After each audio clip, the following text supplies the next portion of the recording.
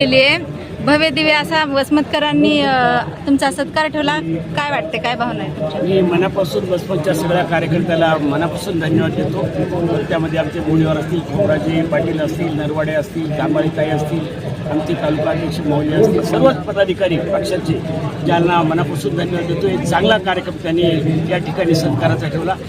माझी जरी जिल्ह्यामध्ये आजपर्यंत राज्यात 47 सत्कार झाले, परंतु हा पहिला सत्कार आहे जो पक्षाच्या वतीनं झाला.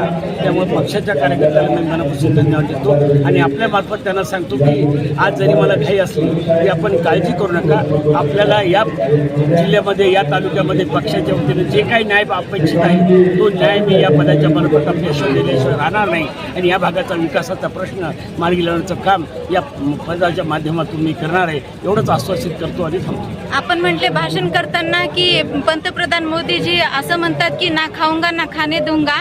आज भीषण पेट्रोल डिझेल टंचाई आहे, बरेचसे 70% डिझेलचे पंप बंद आहेत. काय कसं बघता आपण? तुम्ही पूर्ण इंटरनॅशनल लेव्हलचा जर विचार केला तर भारत आज सुखी, आज पाकिस्तानला 450 रुपयाने पेट्रोल डिझेल मिळतंय. आपण हे समजून घ्या. आज आपल्याकडे हे जाणीवपूर्वक काही लोक गडबड करतात.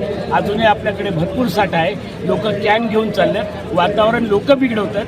आज आपल्याकडे साठा आहे.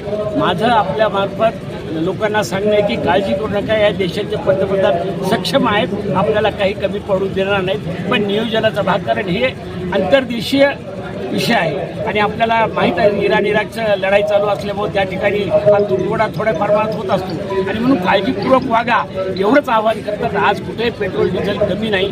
काही हा जाणीवपूर्वक विरोधकांनी जास्त याचा भाव केलेला आहे. मी खात्री देतो की या देशाचे पंतप्रधान या राज्यातल्या, या देशातल्या लोकांना काहीही कमी पडू देणार नाही.